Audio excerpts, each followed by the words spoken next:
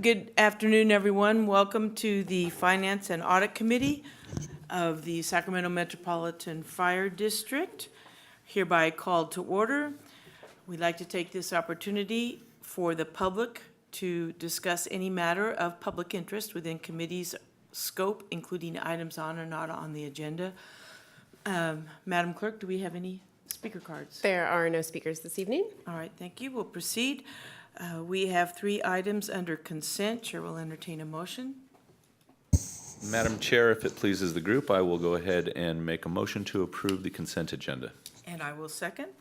Director Kelly Aye. and Director Jones. Aye. Motion passes. All right, thank you very much. Now we have 2 presentation items. First one is financial report through December 31, 2015. Chief Financial Officer Thomas. This is a receive and file report. Welcome to the podium.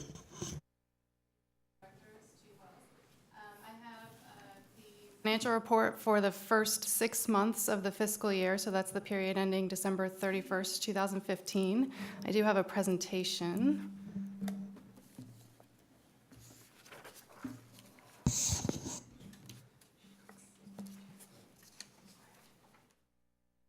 And there it is. Okay. Oops.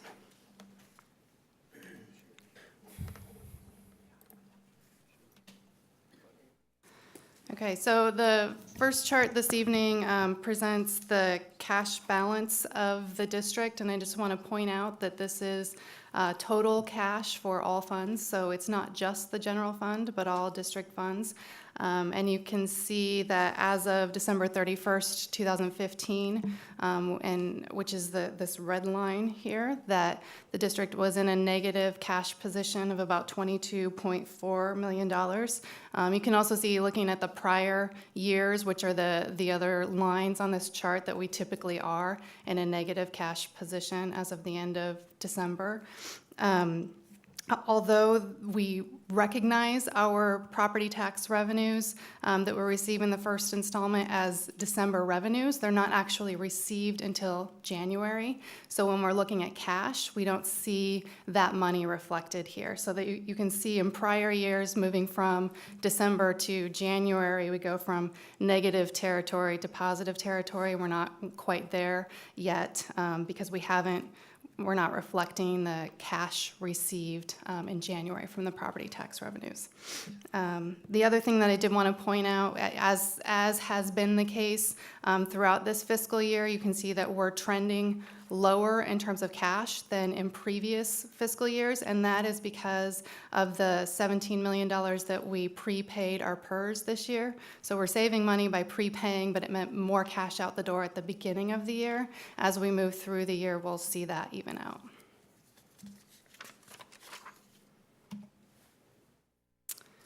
Okay, the next chart is showing us our general fund reserve balance. So unlike the previous chart, this isn't showing cash, and it's also not showing other funds. This is just the balance in the general fund reserve.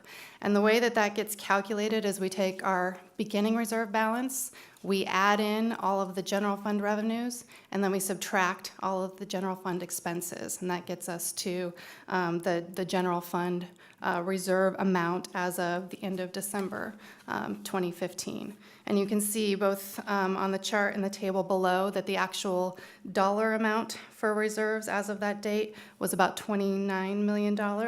And as a percentage of our net budgeted expenditures, that represented 16.7%. You can see that that is above where we're projecting to end the year. And again, that's consistent with prior years where we're sort of a little bit higher in December than we end the year. We're projecting to end the year based on the current budget at an 11.6% reserve ratio, or about $20.1 million. And that's based on the current adopted budget, so we'll get into mid-year adjustments later on in this meeting. Just be aware that those aren't reflected in this presentation.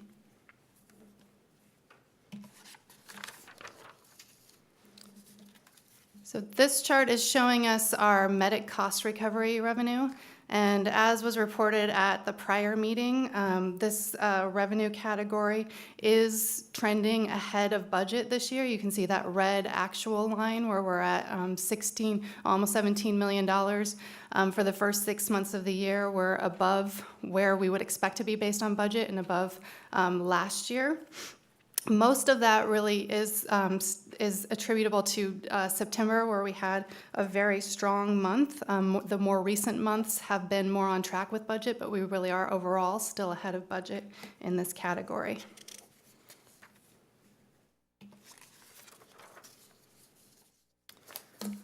Looking at total revenues, we're here also trending ahead of budget. And that's due in part to the medic cost recovery revenues. We also have some revenues for deployments which aren't reflected in the current budget but will be as a result of mid-year adjustments, as well as some financing revenue not reflected in the current budget. So all of those things are contributing to trending ahead of budget.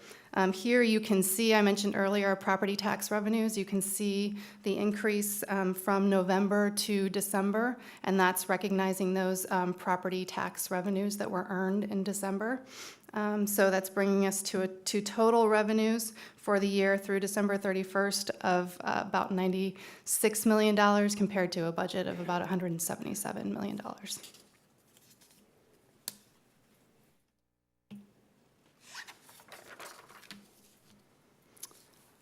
And moving on to expenses, this chart's showing us our salaries and benefits expenses for the year.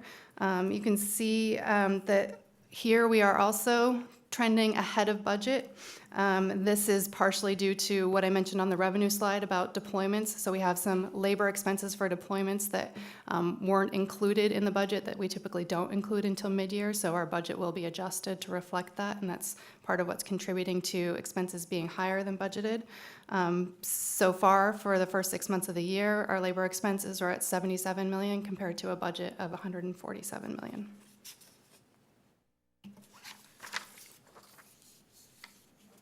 And then, as with labor expenses, which represent the majority of our expense budget, total expenses are also tracking ahead of budget. We're at actual expenses of $90 million compared to a budget of $179 million for the year.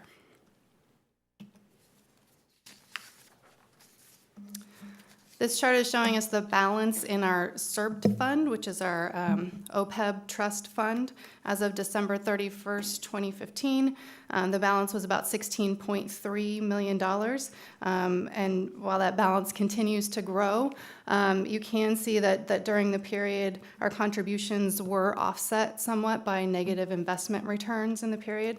It's really consistent with general market performance, but I did want to point out that the green piece is getting harder to see on this chart as a result of that. A little bit. So far, when you look at the green and the blue of the $16.3 million, that was the current balance as of December 31st. About $16.1 million of that was contributions that we've put into the fund, and about $200,000 of that was investment earnings over the life of those contributions. So just to summarize the 6-month period ending December 31st, 2015, our medic cost recovery revenues continue to trend above the budget and prior year actuals. The first installment of property tax revenues was received and is on track with the budgeted amount. Overall, revenues and expenses are both trending ahead of the budget and prior year. And the proposed adjustments that we will have to mid-year budget are reflective of these year-to-date results. With that, I would be happy to take any questions you have on this report. Do you have any? I don't have any questions on this item. Thank you. Okay, great, thank you.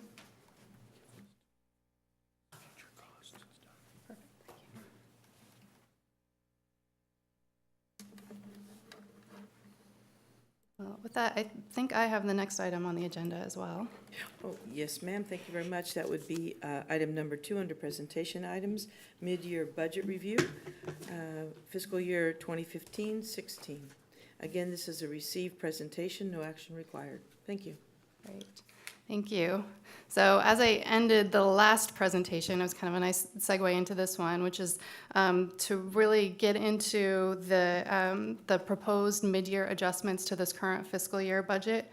And our process for mid-year budget adjustments is really the result of input from all of the budget officers, and then based on an analysis of district-wide revenues and expenses for the first 6 months of the year. So we do have half a year's worth of actual information to help us determine what the adjustments to the budget should be, as well as new information that we have about what the second half of the year is expected to look like. So all of that is really informing the proposed adjustments that we have to this year's budget. And those proposed adjustments are being brought to this committee really for input as a presentation item before the recommended mid-year budget is presented to the full board for adoption, which we expect to be on March 10th. My presentation is going to focus on the general fund, really because the adjustments that are proposed to the other funds don't substantially change the net results of those funds, so I'm really just going to focus on the general fund tonight. So this is a summary of the general fund. The first column is showing us our currently adopted budget, so that's the final budget plus amendments that were made to the final budget. So this is the budget that's currently in place. The middle column is showing the proposed mid-year budget, and then the final column is really showing the amounts that would be the adjustments in the proposed mid-year budget, so the changes that we're proposing as a result of mid-year. And I'm going to go through, each of these categories, revenues and expenditures, in a bit more detail, but I just did want to draw your attention to the bottom of this page where you can see that currently we are projecting a deficit of about $2.4 million in the general fund. As a result of the mid-year adjustments, we would have a deficit of about $2.7 million.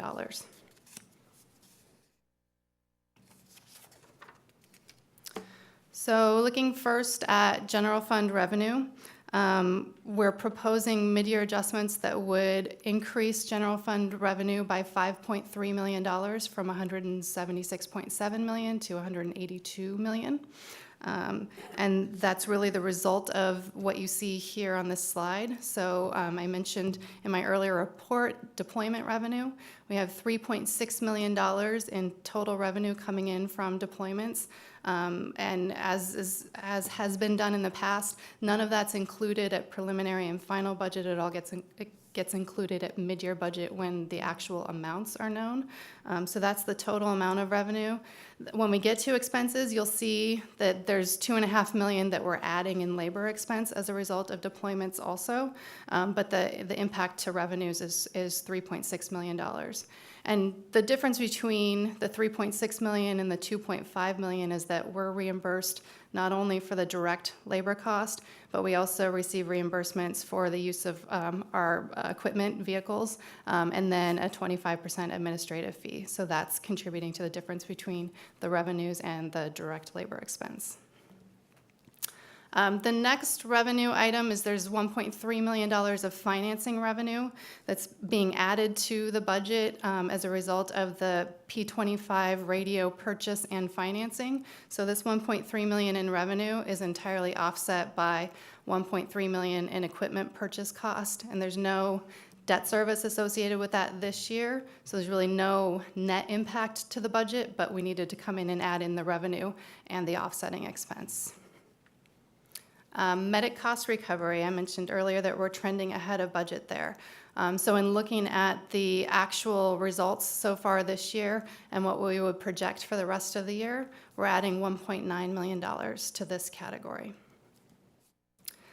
GEMT, we actually have about a $300,000 increase for our current year reimbursement. So we were able to get more costs reimbursed than we anticipated when we prepared the budget initially. However, that increase is more than offset by the fact that there was $1.2 million in prior year GEMT reimbursements for fiscal year 2009 and 10 that we expected to be able to get this year. In fact, we expected to be able to get it last year. And at this point, it's not looking like there's any movement on getting that money. It's tied up with an audit in the state. And the latest we've heard from the state is no change in the status on that. Question. Yes, Ms. Thomas. Well, then are we minus 0.9 on that GEMT line? Correct. So when you add those two together, it's a reduction of $900,000. Thank you. Again, that $1.2 million we still would expect to receive at some point in the future, potentially next year, but at this point, it's not money that we can count on receiving this year. And that's a state audit that's holding that up? Yes.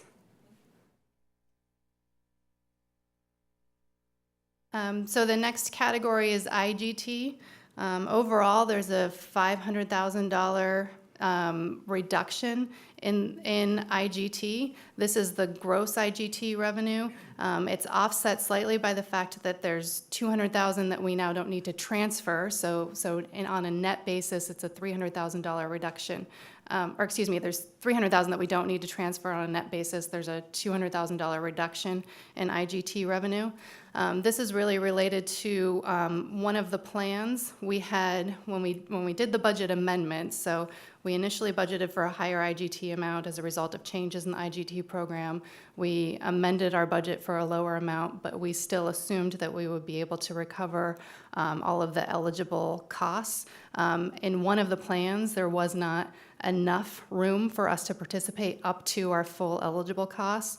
So that's why we're seeing this reduction as a result of not having enough room in one of those plans. And then finally, we have a $300,000 reduction in CRRD inspection. It's a combined reduction. When you combine the inspection and plan check fees, we're really seeing the reduction in the inspection fees. And that's just based on year-to-date revenue and what we would project for the rest of the year as a result.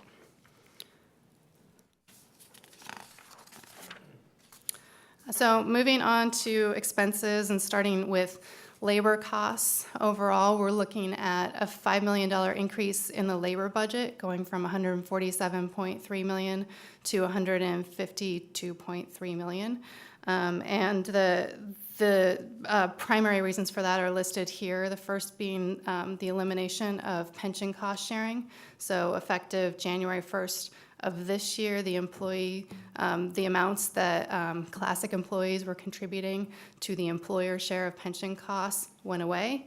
That cost for a 6-month period is $3.2 million. So that's obviously that wasn't anticipated in the current budget and is being added in at mid-year. I mentioned earlier deployments. So there's $2.5 million of labor costs as a result of deployments being added to the budget. And then we have adjustments to overtime for constant staffing and also holiday pay. Both of these items are really based on looking at what our actual results have been year to date, comparing that to the assumptions that we made when we budgeted, and we needed to make an upward adjustment as a result. So that results in a $1.1 million increase to the budget. Those increases that are listed there are offset by $1.9 million in combined reductions in the labor budget. So contributing to that, there's a $600,000 reduction as a result of reducing the size of Academy 16-1. So that's both the recruit salaries and the overtime for the drill instructors. That's contributing to that savings. We have net position reductions as a result of vacancies and unfunded positions that are resulting in $400,000 of savings. And then for workers' comp and sick leave buyback, again, looking at our actual results year to date compared to the assumptions that we made when we put the budget together, we're able to reduce that by about $700,000 combined for both of those items. And then there were various other adjustments that resulted in $200,000 of reductions.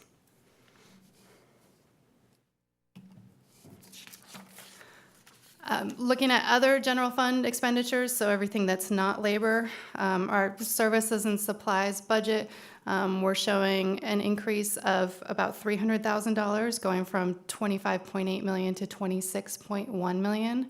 And 1.3 million of that, so more than the net increase, is the result of the P25 radio purchase. So we added $1.3 million to the budget for that reason. As I mentioned earlier, that's entirely offset by revenue that we added on the other side. And then we do have that $300,000 reduction for the IGT transfer. Again, there was a larger reduction on the revenue side. And then everything else in our services and supplies budget, we had an overall $700,000 net reduction for all the other adjustments. And a lot of that is really the result of, looking at what we've spent so far year to date, what we anticipate the second half of the year looking like, and sort of recalibrating based on that. And then not services and supplies or labor related, we have some other miscellaneous categories, so increases for all other costs and transfers to other funds, total $400,000. About half of that is an increase for our JPA membership, and then the other half results from an additional transfer that's required to the Capital Facilities Fund. Was there a question? Well, yes, ma'am, but go ahead and finish this Okay. page. Sure. So the transfer to the Capital Facilities Fund is really to cover the fact that there was a negative ending fund balance in that fund as of the end of last fiscal year, fiscal 14-15, due to revenues in that fund being lower than anticipated. So this transfer from the general fund to the Capital Facilities Fund is making up that negative balance. I have a question on the first top three bullet points there. Sure. If, we have 25.8 and 26.1, that's 0.3, and so I don't know, the 1.3 and 1.3 for the P25 offsets. But then I come up with 1 million combination on the next two, so I'm not sure how we, Right, so when we're just looking at the expenses, the 1.3 is an addition. So we're adding 1.3 for P25. Kind of disregard the revenue in this calculation because that got added into the revenue budget. So we're adding 1.3 million in expense for P25, and then we're subtracting the other one, got it. Thank you. IGT and, Thank yeah, you. okay. I got it now, Sure. thanks. Absolutely. Any other questions on expenditures? Okay. So overall, when you consider all of those adjustments to revenues, expenditures, and transfers, the mid-year adjustments result in a net general fund deficit of $2.7 million. And as I mentioned at the beginning, that compares to a current budget deficit of $2.4 million. Our projected reserve balance based on these adjustments as of the end of this fiscal year would be $19.9 million, or 11.2% of net budgeted expenditures, and that compares to our current budgeted reserve ratio of 11.6%.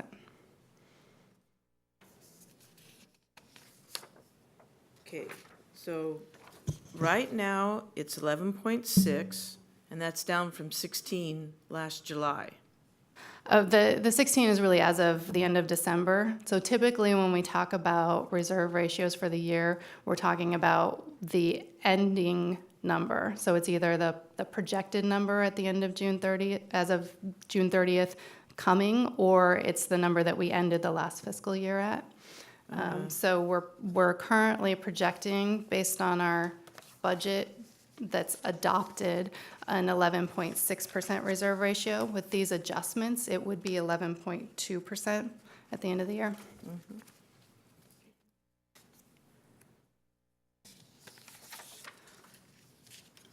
So I did, during this presentation, just also want to take the opportunity to point out that there are some known cost impacts and funding needs that are not reflected in the fiscal 2015-16 budget. that, we'll need to address in fiscal 16, 17, and beyond. And so some of them are listed here. We do have unmet, one-time equipment needs, including, vehicle replacements. Looking at the vehicle replacement master plan, we're actually $24 million behind schedule in terms of vehicles that were identified for replacement and haven't been. Station alerting is something that's coming that will impact next year's budget. Overall, that's about a $1.5 million equipment or $1.5 million cost. We have other things listed here, MDCs, replacements for SCBAs and turnouts that we know will be several $1 million over the next several years. So we have these costs that we know are out there that we're not addressing in this year's budget, and that will need to be addressed as we move forward and will be impacts. The other things that we're aware of right now, we have future ongoing benefit cost impacts. So our PERS rate for next year for classic safety employees is going from 38% this year to 42% next year. That results in about a $2.2 million increase. And then as was presented to this committee last month, we have about a $1 million annual ongoing increase that we're expecting to fully address our SCRS liability. So these are things that we know are out there that are not yet reflected in this year's budget, but will need to be in as we move forward this spring into preliminary budget for fiscal 16-17. We'll start seeing some of these things being discussed. That concludes my presentation. I'd be happy to take any additional questions. You said SCRS or PERS rates were this past fiscal year? This current year is 38%, and next year it's going to 42%. That's 4% that we have to pick up. Correct. Thank you. There's always increases in medical as well. It's not on the Right. slide, but that's a known that every year that goes up typically. Yeah, we don't know those figures yet, but we can expect that they would increase. So more additional expenditures on the horizon. All right, thank you very much, Thank you. Ms. Thomas. All right, we now have action items. We have contract extension for audit services by Richardson and Company LLP and Controller Impedrad. Welcome to the podium. Thank you, Directors. Ron Impedrad, Controller for Metro Fire. And before you is an action item that, number one, to approve a one-year contract extension for Richardson and Company for the current fiscal year, and number two, to direct staff to prepare a full-scale RFP for audit services to select the next auditor. Now, just to give you a background, Richardson and Company has been with the district since 2010, and through a series of multi-year agreements and extensions, they've audited our financials all through the fiscal year 2014-15. Now, the California Government Code requires that there be a mandatory auditor rotation every 6 years. At the very least, if it's not an auditor rotation, that the auditor or the partner in charge be rotated in order for the audit to continue for more than 6 years. However, for this government code to apply to us, the 6 years starts to run in fiscal year 13-14.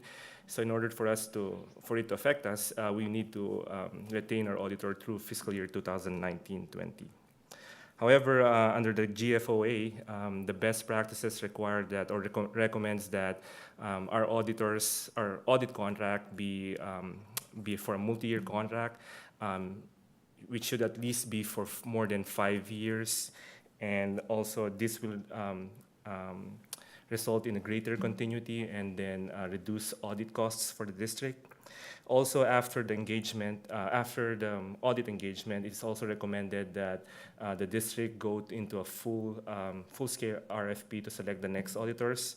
Now, our current auditors has been with us for over 5 years now, so it's prudent to look into their current audit. Now, looking ahead to fiscal year 2015-16 audit, auditors usually start their field audits at the last quarter of the fiscal year that they're auditing. And since an RFP takes a couple of months to run its process. And because of the time constraints, we're recommending that our current auditors be given an extension of 1 year, and then for subsequent years, we do an RFP to select the next auditor. Now, the only stipulation that we would require the current auditors is that there be a change in the partner or the audit partner in charge. Currently, it is Ingrid Scheiblein who has been doing our audits. The audit firm is now proposing that Brian Nash take over as auditor, as audit partner in charge. And also their fees will go down from $59,000 last fiscal year to $48,000 this fiscal year. So that's about an $11,000 decrease from prior year. There's no required additional appropriation for this because the fiscal year 15-16 final budget already covers this amount. And then looking forward for the timeline for the fiscal year 2016-17 RFP, we're recommending that in November of 2016, we will develop an RFP and issue it to the public. And then in December of 2016, staff will evaluate the bids. And then in January of 2017, staff will bring forward the recommendations to the Audit and Finance Committee. And then by February of 2017, we expect a contract to be awarded. Now, in summary, in accordance with the Audit Committee Charter adopted in August in 2013, staff recommends that, number one, the Finance and Audit Committee authorize the CFO to approve an extension, a 1-year extension for current auditors, and number two, to authorize staff to pursue an RFP for next fiscal year. End of report. If you have any questions, I'll be happy to answer. Do you have any questions, Ben? I have no questions. Thank you. I have one question. Earlier in your presentation, you mentioned that one of the acronyms had suggested a 5-year contract.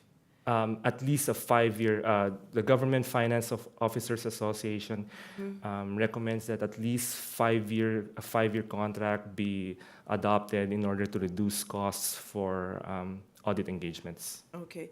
Well, then, shouldn't the second, I'm going to split these for approval, the 1-year extension and then the RFP as a second motion. But shouldn't that read more than just 2016-17? Since our current auditors has already been with us since 2010, they already have, they've been serving as our auditors for almost 6 years now. So that's more than the 5 years that's required by, or that's recommended by the GFOA. So our recommendation is to give them just an extra 1 more year for audit extension. Good, and so we're still within those good parameters. Yes. But then now, what about for the next 5 years? Shouldn't we put out an RFP for 5 years, not 1? Yes, for the for subsequent years, our RFP will suggest a 3-year contract with an extension, with an optional 3-year extension. So that will be a 6 year. So that's usually how audit contracts are formulated, to give them a 3-year audit contract with an optional 3-year extension. Okay, and so just to be clear and on the record, the RFP for audit services for fiscal year 2016-17, the intent is to include optional 3-year extensions, So the intent is to cover 1-year extensions. Yes, so the intent is to cover fiscal year 2016-17 all the way to fiscal year 2018-19, and then provide optional contract extensions of 1 year each for a total of 3 years. So that would mean that the entire contract could go to a maximum of 6 years. Okay.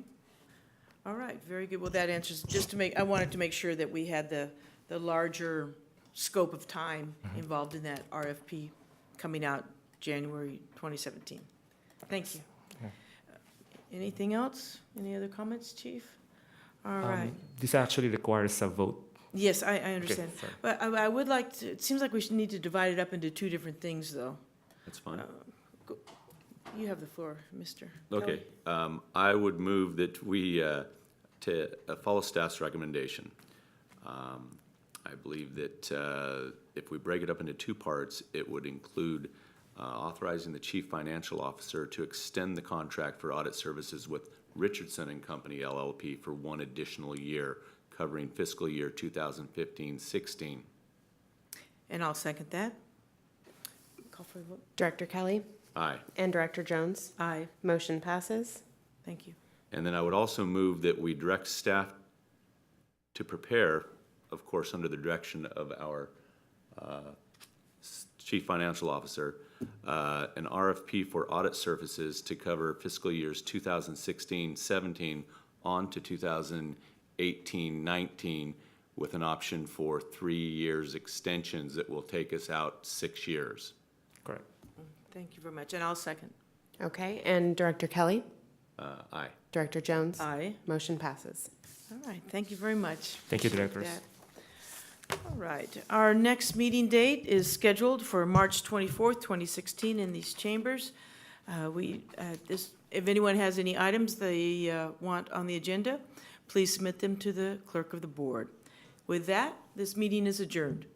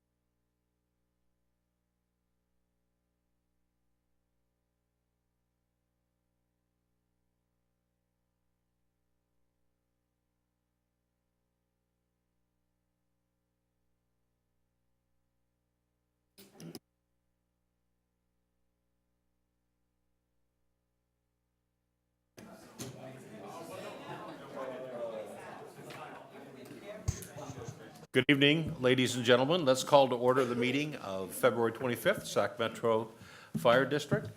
Director Clark, would you lead us in the Pledge of Allegiance? Absolutely, Mr. Chair. I pledge allegiance to the flag of the United States of America and to the republic for which it stands, one nation, under God, indivisible, with liberty and justice for all. Thank you, Director. You're welcome. Metro cable announcement. The open session meeting is videotaped for cablecast on Metro Cable 14, replay on Saturday, February 27th, 2016 at 1 p.m. and Monday, February 29th, 2016 at 6 p.m. on Channel 14. Webcast at www.sacmetrocable.tv. The open session meetings are also available for viewing on the district website at www.metrofire.ca.gov. This is now a public opportunity to discuss matters of public interest. Madam Clerk, no speakers. There are no speakers this evening. Okay, then let's move ahead to the consent agenda. Are there any questions, board members, on the consent agenda? Or pardon me, on the minutes? Could I have a motion? Mr. Chair, I move consent items. Second? Thank you. Madam Clerk? Director Mitchell, Aye. Gould, Aye. Orzali, Aye. Clark, Aye. Kelly, Aye. Jones, Aye. and Scheidegger. Aye. Motion passes. Thank you. That's weird. At this point, we're going to take a relatively brief recess for a closed session to deal with a couple of workers' comp items. We should be back fairly soon.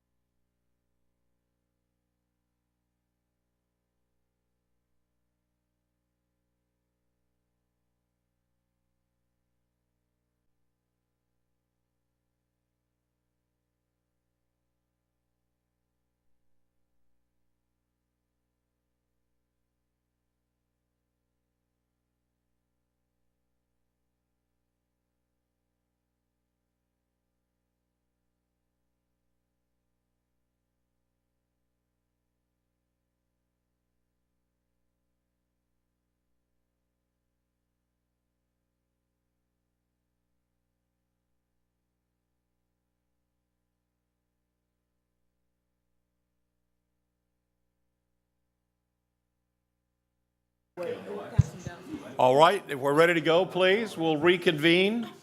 Move to the action items. The first action item concerns the appeal heard 2 weeks ago on the property of 6241 Fair Oaks Boulevard, the security gate issue. Let me ask first, is there any additional comment from the appellant or the public? All right, then I'll ask, seeing none, I'll ask if there are any questions or comments from any board members? Yes, Director Gould. I think it's just important that before we take this vote that we reiterate the fact that state law precludes us from making any decisions that are in violation of what the law says. So really, this is one of those cases where tonight, as we vote, we really don't have any other options according to the law. And as much as we might want to feel for the appellant and the situation that he's in his building and all of that in the community at large, it really is because of the legislature and the laws that are on the books that this board has really no authority to overturn that. We're pretty much set with what we can do in this regard. So I just wanted to make that statement for the public so they don't get the perception that we're a bunch of mean folks that don't want to see our community grow and you know, do good things. Thank you, Thank Director you. Gould. Any other comments, questions? Might there be a motion? Mr. Chair, I move action item number 1, and I would follow staff recommendation. Counsel? So I think that would actually be Okay. a motion to deny deny. the appeal. Deny the appeal. Very Okay, good. so, Mr. Chair, on the evidence based at the appeal hearing, I recommend denial of the security gate particulars at that location, Milagro. Thank you, Director Jones. Is there a second? Second. Thank you, Director Clark. Board Clerk, question, please.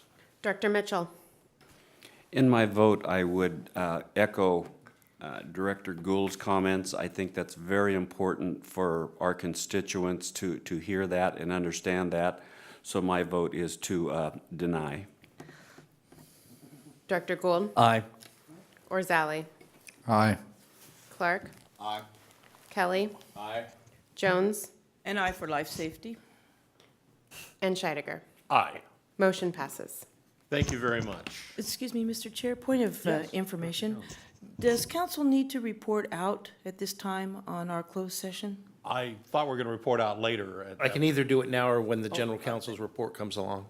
At the president's pleasure, that's fine. I'm glad you clarified that. Thank you. We'll do it later, if that's all right. All right, next item is the Emergency Management Performance Grant. And Mr. Davis, the microphone is all yours at this very auspicious moment. Director is Larry Davis, Chief Development Officer, and this item is actually a bit of housekeeping. This is a transfer of ownership of some equipment that was purchased on a grant on behalf of the California Fire Rescue Training Authority, and it has not been transferred. It's currently on our asset inventory, and the purpose of this is just to clean that up and move that off of our inventory onto the JPA's. Board members, questions or comments? Mr. Chair, I make a motion, we adopt the recommendation. I'll second. Thank you very much. Moved and seconded. Board clerk, question, please? Director Mitchell. Aye. Gould. Aye. Orzali. Aye. Clark. Aye. Kelly. Aye. Jones. Aye. And Scheidegger. Aye. Motion passes. Mr. Davis, thank you. We will miss you. Thank you very much. And if I could beg the board's indulgence for a minute, if this is not too irregular, I'd like Aaron and Marie to come up. Yes. For a second. Mr. Davis, I think it's important that we identify for the public that we're not trading you off to the CFRA. You're not one of the assets that we've just now moved, right? No, I wasn't. on the Okay. list, yeah. I don't know if the public knows why the president is saying those things, but Mr. Davis, who are your guests? So this is Aaron Castleberry and Marie Bernal, and collectively, we are the development team in the Economic Development Division. And this being my last board meeting, I would just like to make sure that appropriate recognition gets made. The board has been very generous with your praise about the work of the development team, and I always say that it is a team effort, and I just want to make sure at this moment that this team gets the credit that they deserve. Thank you. Well said. Thank you. And the credit, I'm sure, is extended very much in a heartfelt manner from this board. Thank you very much. All right. Are we going to get a picture? sure. Yeah. You want a picture? You want, no? Okay. All right. There you go. All right. With that, we'll move on to the president's report. I have a couple of things. Number one, cap to cap. We, as a board, need to decide how many people and who we're going to be sending. I wanted to make a couple of comments to put this in some perspective. With tight budget times this year, staff is only sending 2 district staff to cap, which is unusual. That's a reduced number. Second, I think that the board would be well chosen to use restraint to the degree it's reasonable. In that manner, though I had interest, I'm personally declining going. And my suggestion to the board would be that we send at most 3 members. So how do we do this?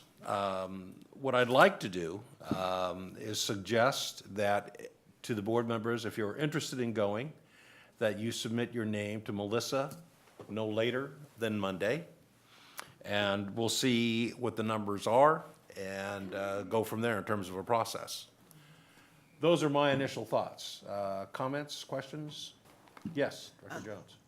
Thank you, Director Scheidegger. There are 2 of our members who are not here, so would the Board of the Clerk please make sure to be in direct contact with them to let them know of our moving forward on this item, please? Yes, absolutely. Thank you. Good, thanks for making that point. Any other questions or comments? Director Gould? President, given what you've just said about the economic times and where we're at, I'm wondering if what we ought to do is just send 2 individuals. And if that's 1 and 1 or what have you, because I think, as you've said, that it may be prudent for us to take that leadership role and say, okay, we're at where we're at. Let's send a couple. I think a couple gets the information that we need. They can spread themselves how they need to, and we're good. I don't know that we need to send more than that at this time, given where we're at. If there's some argument to the contrary, that because we have big, powerful meetings that we need to be at for big grants that are hanging in the, wind, okay, but I think this board can take a leadership role in just saying, you know what, we're gonna time out right now and tell some things have changed, and then we'll go back doing those kind of things. So that'd be my recommendation.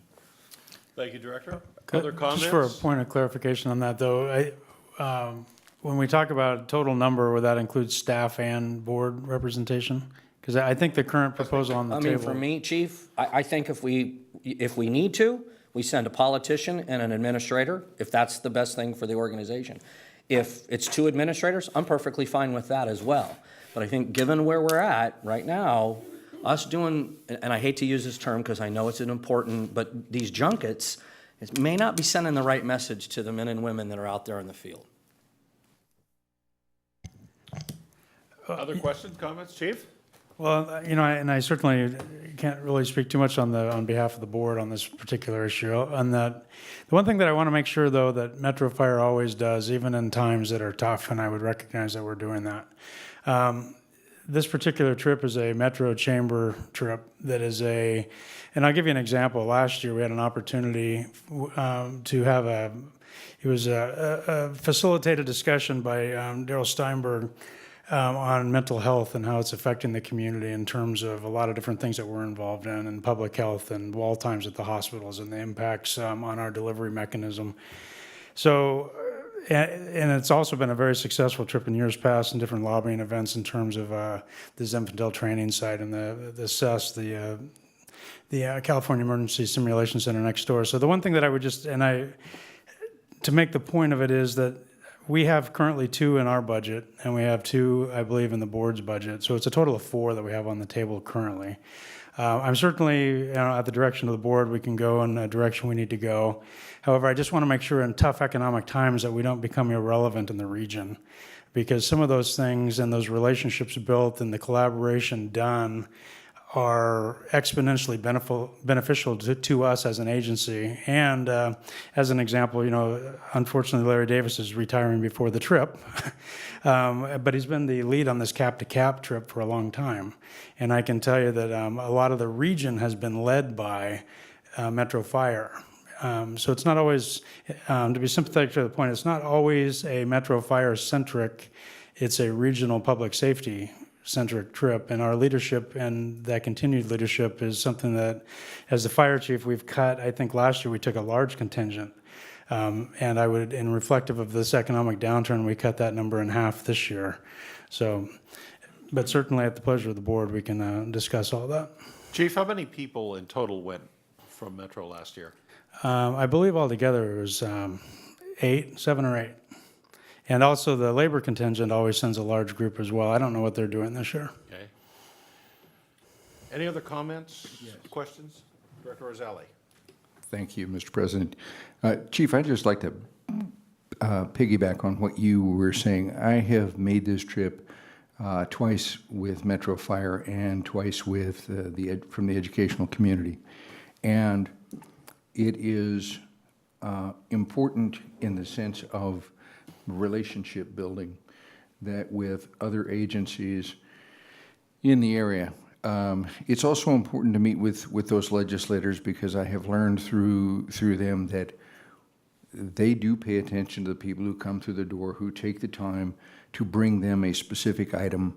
And so I think it's important that we maintain some presence. What that number is, I don't know. I would like to see us take a clear focus on what our goals are with cap-to-cap. How do we most benefit from that? And then one other step, when we get back, to do one other thing to further the relationships that we are forged on that trip. I have had the honor, and I do mean honor, to attend meetings with Larry Davis, and it was a real education seeing what Larry was able to accomplish in those meetings. So, with that said, thank you. Thank you, Director. Other comments, input? Well, I appreciate both the comments. I don't know, how would the board feel about throwing out a compromise of 2 staff and 2 board members? Is that, I want to move on. Well, President, Why let don't me we throw wait in and see what the another idea. response is, Mr. President? Let's wait and see what the response is, right. and we'll take it from there, step by step, because this is a new thing for us to think about. Having to tighten it. Yeah. Well, and I was just gonna say, once we understand what's available to us through the chamber and what meetings might be planned, that might drive how many people we need to adequately cover that. Right now, I'm not sure, as you were mentioning, what's our goal? And so if we've got 10 meetings or 50 meetings, that might drive the number of people that we need. Because I totally get the relationship stuff, but let's find out what the load's going to be and then what's the appropriate number to go. Okay, I appreciate those comments. I do understand that the allotment of spaces is starting to fill up. So I think we need to have some sort of expeditious action on this.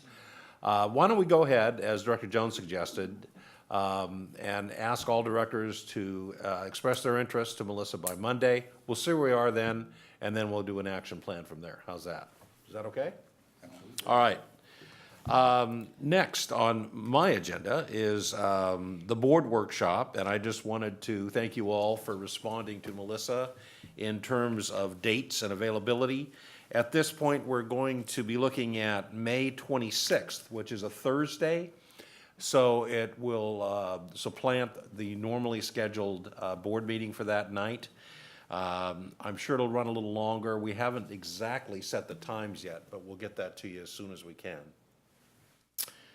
Finally, I'd like to acknowledge Mr. Larry Davis just a little bit on behalf of the board.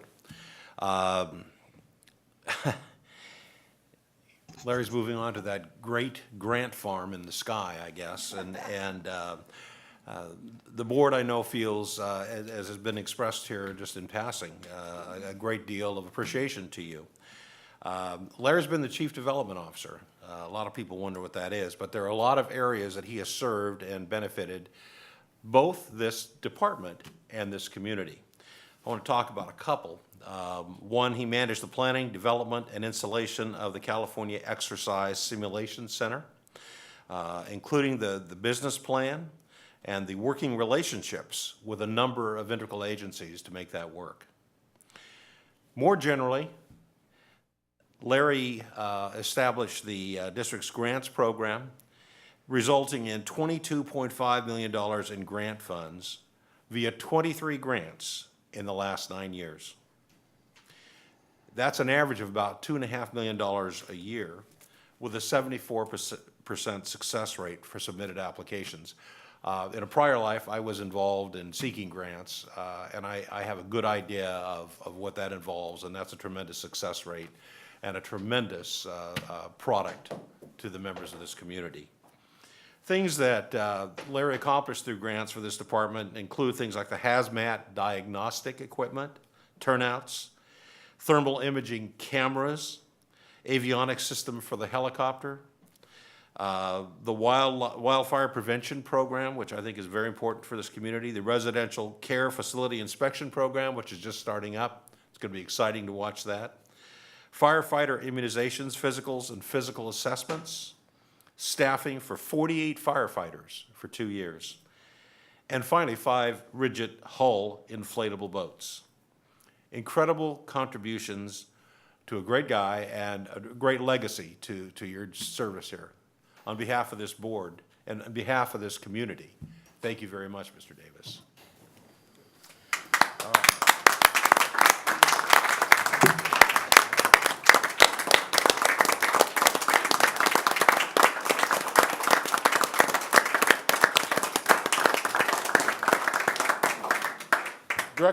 Director Mitchell and Director Orzali left their wigs off. We'll comment on that later.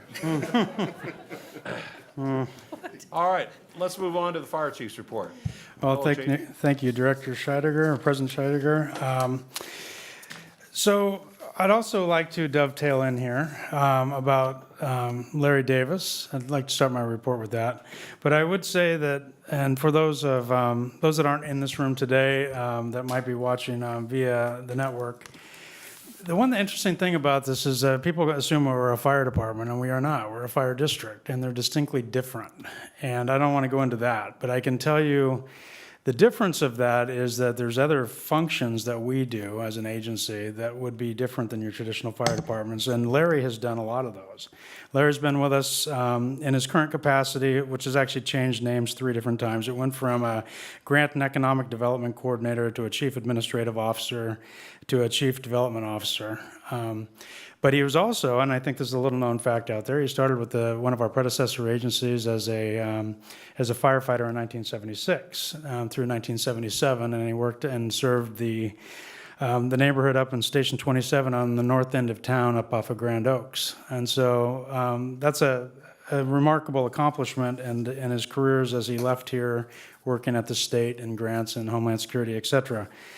But in his tenure here, he has worked for 4 different fire chiefs, and he's worked here for 9 years during probably in any of our collective history, some of the worst economic times that we'll see, hopefully, as we move forward.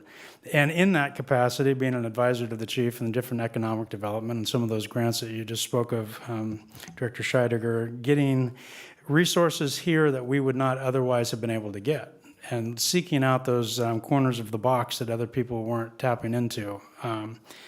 So during that time, he also, as we just spoke about, cap to cap, he was actually the team lead for that for a number of years on the Homeland Security side, leading numerous programs across the country to politic at the national level for those programs. He managed our own in-house updating of our municipal services review, which is very important. Represented the district in land use and development and planning issues, district's land and property acquisition, including this very building that we're sitting in here today, which was by and large the best economic thing, in my opinion, we did at the bottom of the market, and we were able to leverage capital. So Larry was instrumental behind that. The Zinfandel facility that we talked about, we got an aircraft to the training JPA. Larry was also a deputy director of the training JPA, which did a lot of different things. I could go on about, and I'll kind of paraphrase it a little bit, but essentially coordinating issuance of lease revenue bonds in 2011, which was $13 million in proceeds, negotiating tax sharing agreements for both annexations and detachments to recover our costs for our services that we provide, and established a capital facilities fire fee and a development impact fee totaling $11 million in revenue since 2008. So in total, Larry, over the last 9 years, his contributions, in addition to grants, has totaled $47.7 million in alternative revenue for this fire district.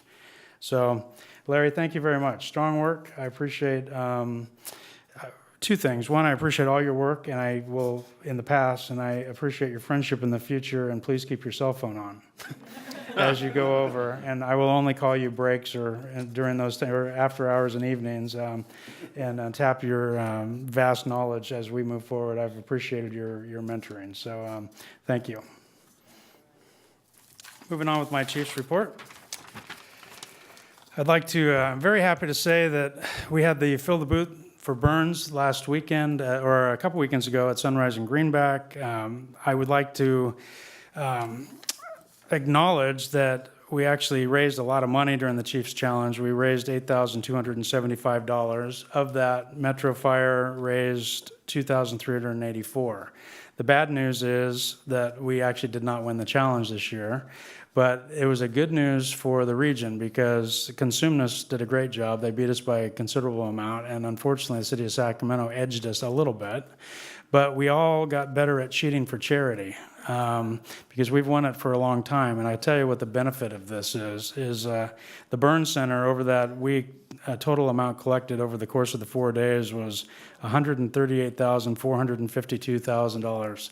So all to a fantastic cause. So, and I would like to just publicly thank our personnel and, a lot of people, I don't want to mention, start doing a list, but one in particular, Tyler Kraft is a excellent young man that's now up in the tower, where you have Forrest Rell and Mike Dodd done that for years, and so we've had this transition to a new generation, and I appreciate the efforts out there. Good weather, the fire reserves were out there all week, a lot of folks from our staff at every different level were out there, so I appreciate that. I had a very good meeting with the new fire chief of Roseville. He came in about 100 days ago or so. His name is Rick Bartee. He came from the city of Phoenix, had been there for 34 years. A very strong fire service background. City of Phoenix is a fantastic fire department, and city of Roseville as well, so a good partner in the region. Had a very productive county chiefs meeting. This year I'm the chair of that, which also means that our ops chiefs and our EMS chiefs and everybody else is the chairs of their respective committees. So that's a good opportunity for Metro Fire. We're moving forward and great regional relationships. We had 16 successful single-role academy graduates the other night. That was on the 19th.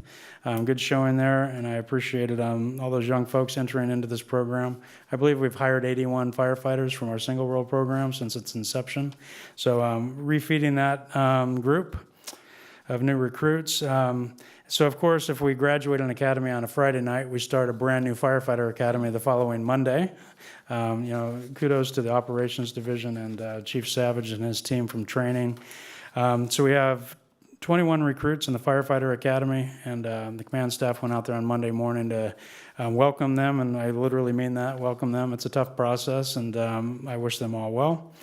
We continue to have negotiations. I had a negotiation meeting with Local 52 last Monday. Let's see, we have a mid-year budget that will be coming up to this board of directors on the next board meeting would be the 10th of March. I would like to recognize single role paramedic Evan Look for he's a single role that is now a paramedic. And yesterday on March 2nd, well, effective March 2nd, but the notice came out, Battalion Chief Craig Westfall will be our brand new battalion chief, and Captain Amara Caden. That'll be on the 2nd of March, those will take effect. And then, of course, I mentioned them earlier, BC Mike Daw retired as a battalion chief after 28 years of service. Mike's been a long-term USAR activist out there deployed across the country, and maybe most recognizable up in the basket, and he still continues to work at the Burn Center. So kudos to him and good luck. We have a recruitment out for a computer systems technician, and the final filing date for that is tomorrow at 4 p.m., the 26th. And certainly not least, and it is kind of, I guess it's last, but the results from Movember came out. And I'd just like to recognize the strong work of Metro Fire, and specifically Captain Bob Bruce really spearheaded that program. I would like to tell you that our goal, or Bob's goal initially, and he kind of sent an email out the other day that was kind of a typo. He put 25,000 in there, and then realized that, wow, we're going to really have to work hard to meet that. So there was a total of 75 teams in this challenge from across the country. The total raised by all teams was $105,961, but Metro Fire finished at first place with $32,546 in that. Huge undertaking, especially to blow away a goal of 25 that everyone thought was high, and blew it away by a lot. Second place finisher was U.S. Middleton, which actually raised $8,605. So within that, I would also recognize, and within our total amounts, Bob Bruce's team within Metro Fire's independent teams raised $7,300. Tracy Valentine's team raised $4,855. Jill Guzman's team is $4,390. And she did mainly, that isn't me, she did that. It was great as an administrative lead. Kevin Summers' team, and you know Kevin as our fantastic chef, $3,162. And Mike Suta from Henderson Fire Department was $3,007. So those are the top 5 of the individual teams across the country, and recognize Henderson Fire there for their strong work as well. So that will conclude my report, unless there's any follow-up questions. Questions, members? Thank you very much, Chief. Just a final comment on Mr. Davis. I am now going to retire my Larry Davis lapel pin after tonight. Chief Bridge, how are operations? Good evening, President Scheidegger, board members. Eric Bridge, Operations Chief. Since we last met 14 days ago, Metro Fire has had a total of 3,646 calls, of which EMS dispatches were 3,000, and we transported 75% of those. We've also had other miscellaneous calls for service. 10 of those were our structure fires.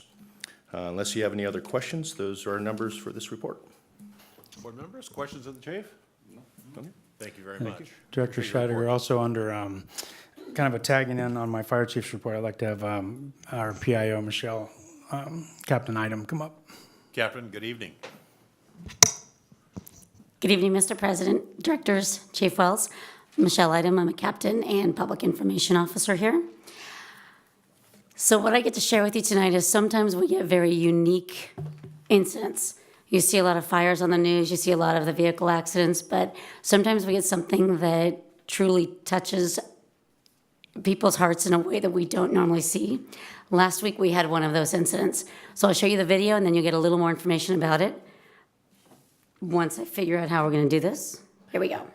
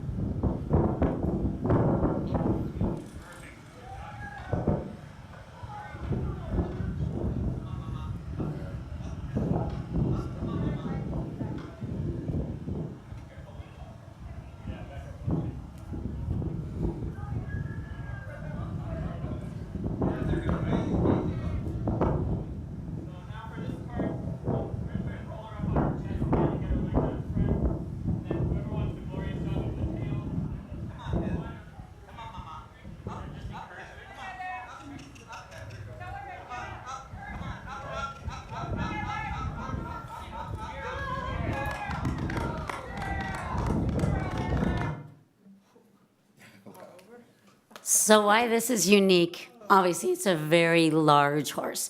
That was an 1,800-pound horse. She was 30 years old. She'd been stuck in the mud. The mud was about at least a foot thick, and she'd been there by the time she was actually moved out of probably 6 or 7 hours. So the unique situation that was presented, the owner, who you could see in there a couple times, when they saw the horse was stuck, she looked at her phone, typed in horse stuck in mud in Google. That's all she did, horse stuck in mud. And it said, number 1, call the fire department. Number 2, call your vet. So that's exactly what she did. The people that you saw out there, obviously, it was a vet. It was Loomis Basin Equine Center. They came out and worked, and it was the most amazing, cohesive situation that went on between our crews out there and the veterinarians and the owners to come up with a solution that was gentle to this very old, very exhausted horse, and actually got her out in a pretty quick time frame, but very gently. Our rescue went out there as a task force. They had the expertise. They brought everything they needed. It was as quick as it could be. The unique part about it is the owners did not expect it to be a happy ending. So again, the horse is old. She was heavy. It was traumatic. They did not allow the media to come out onto their property. So the video that we were taking didn't have the opportunity to go. KCRA couldn't come out there. They were from a distance out on the street, but it didn't show because we were too far away. What we saw with this was our video, the media was able to use it, but at the same time on Facebook, that video has now hit over 1 million people. And it just allowed us to reach out to a community that never would have seen otherwise, from Germany to all over the country. What I did want to read you is some of the responses we've seen. So to hit that many people, obviously, a lot of people have their emotions with it. Of the 913 comments as of now, not one of them has been anything other than beyond positive. But some of the really, really sweet ones, aside from a million that said, you guys are awesome, but some of them said, one was, I cried with joy at watching people give back to animals who give us so darn much. Just kind of sweet. Another one was, I love the fire department as they seem capable of anything. Again, there was a million more comments, but it was just that sweet response of one other incident. We do fires, we do vehicle accidents, whatever it is, she just nailed it. The fire department seems capable of anything. Our crews did an amazing job. Happy ending to the story. The horse is up and running might not be the right word. The horse is up, eating, and is expected to recover fully. So amazing job by our crews that were out there, by the leadership, and by the veterinarians that were there. Great team effort. Happy ending to all. And that's all I've got, unless you have any questions. Questions? Thank you, Captain. Captain Item, thank you very much for sharing that. Another example of Metro serving our community. Randy, that is not a horse you bet on, is it? No, but they've used the same technique to move me a couple of times. Council Lavra, do you touching report?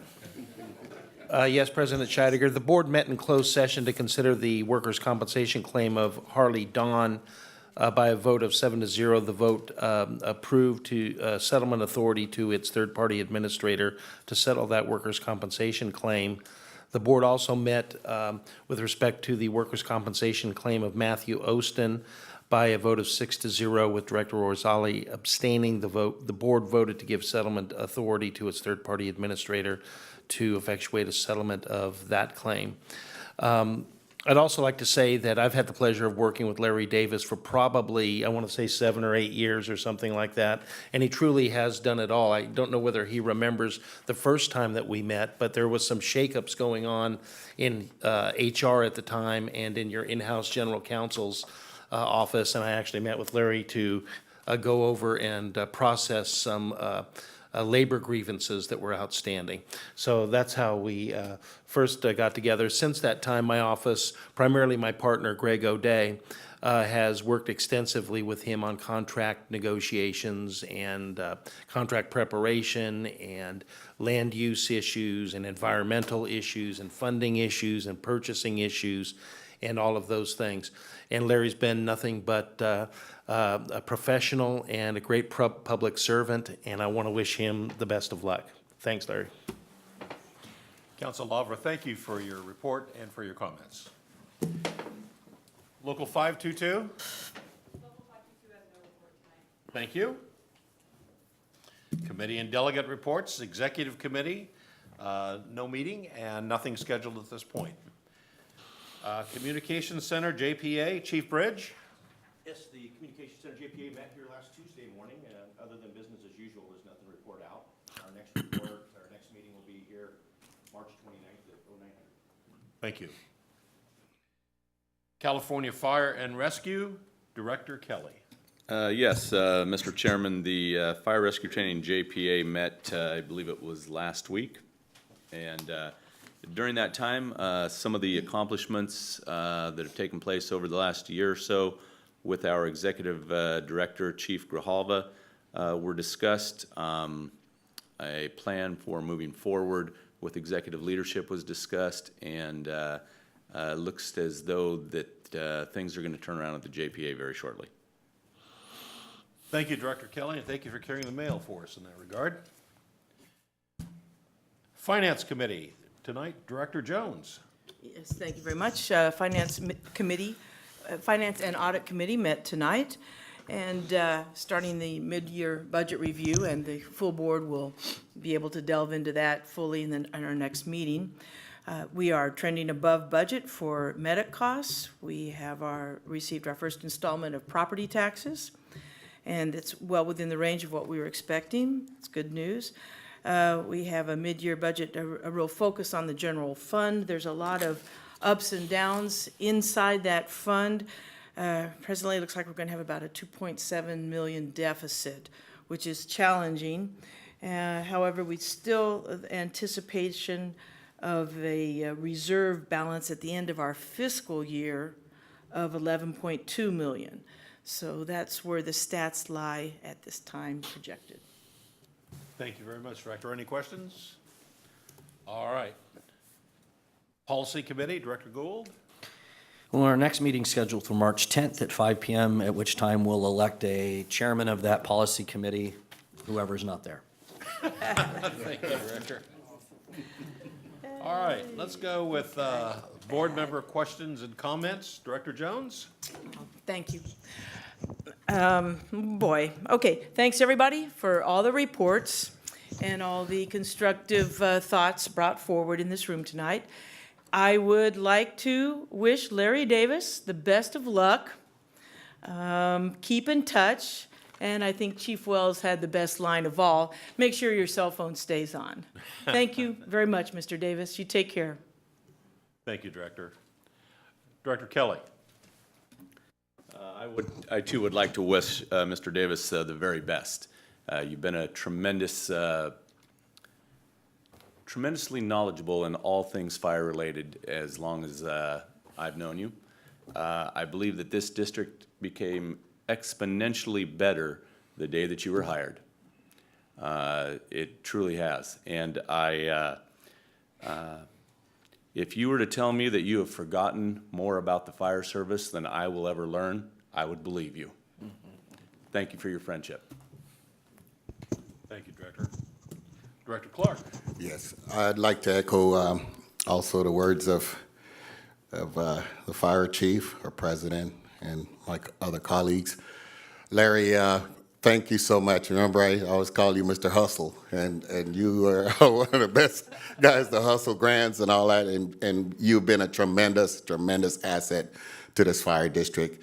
And I wish you good health above all else during your retirement, and lots of luck. Enjoy your retirement. And thank you for what you've done for this district, fire district. Thank you, Director. Director Roselli? Thank you. I'm going to spend just a moment talking about Larry Davis. There's a surprise. I have spent most of the board meetings here, and it's been my primary function to thank Larry. And this will be much the same. One aspect of working with Larry that hasn't been mentioned is some time back I facilitated forming something called the Sacramento Regional Public Safety Foundation. And Larry was the first person that I asked to serve as a director on that. And his work has been absolutely tireless. And I would tease Larry, and because as a director, there's an adage that says nodding the head is not rowing the boat. And that's absolutely true. We are really good at nodding our heads. We're not necessarily so great at rowing the boat. Larry, however, can do both and does both consistently. One of the objectives of the foundation has been something called the Lucas device, or to quote our chief, the thumper thing. How eloquent. Yeah, I thought so, yeah. The thumper things were not eligible for grant applications, and so the foundation's task was to try and raise funds to bring them to Metro Fire. Subsequently, thumper things have become qualified, and Larry has written the grant, and thanks to the chief, they have become incorporated into our budgetary planning process so that the Lucas device can now be part of Metro Fire. With that said, it does two things. One, it not only brings this device here, and I have great faith because Larry's percentage is 74%. I too worked in the area of grants. 74% success is ridiculously high. But it allows the foundation to move on to other tasks, and all of that is strictly the result of Larry Davis's work, and I am forever grateful, Larry. Thank you. Thank you, Director. Director Gould? Apparently, to keep a theme, let's pile on Larry Davis night. Larry, I vividly remember as a board member having conversations about the need for an economic development coordinator. And there was quite the conversation and a lot of debate when that position was formulated here at Metro Fire. And there's a few things that board members can do to help increase the revenue that comes into this building. And yet I will tell you, I think that particular decision many years ago by this board was one of the finest that we've ever made, because we really were thinking outside of the box of needing that position, and several of us argued very passionately that that would pay for itself easily. And Larry, you and your hard work and your team have proven that 100-fold. And so at this point, I would hope that as Larry, you depart and go to a neighboring state where there's no income tax, that this board recall that he's got a twin brother. We just got to find him and get him in here and continue the good work that's been done by this division, because it was a difficult decision, but obviously one that was one of our best. I think if you look in the last decade, where this board particularly thought outside the box, we took the risk, and it's paid off handsomely. And so I hope we continue to do that as we looked almost impossibly to replace you. Godspeed. Thank you, Director. Director Mitchell. I tonight would like to tell you a few things about Larry Davis that you haven't already heard. They might not be funny, but I remember with great fondness Larry coming to me and says, "How can I help with this project that you're working on in Rio Linda about restoring Rio Linda's second fire engine?" Had great conversation, and Larry has spent hours and hours of his personal time to help with that project. I remember a phone call one day where he said, "Roger, you need to get over here to the administration building ASAP." Now, I had been out digging a hole for a tree, and I had about a 5-day growth of beard, and I was filthy clothes. Larry said, "Don't shave, don't change, just get here." So we sat down in one of the offices with one of the reps from the Tigert Corporation. So here I sit, all muddy, not shaven, talking to some guy in a suit, well-shaven, about we want some money. And I first said, "I apologize for my appearance," and he looked at me and he says, "Well, you must have been working on the fire truck." So, and then Larry, those dinners that probably no one in here knows about after board meetings at Sam's, that we've been able to talk about that project and the input that you've had on it, I would simply say to you, well done, my good friend. We'll miss you. Thank you, Directors. I think Roger should give a proper plug for Sam's Hofbrau.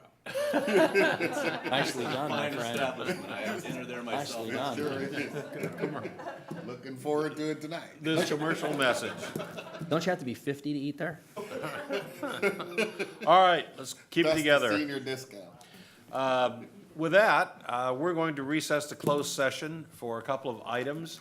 I would invite those of you in the audience, thank you for attending. I'd invite you to go home to your families. Thank you very much.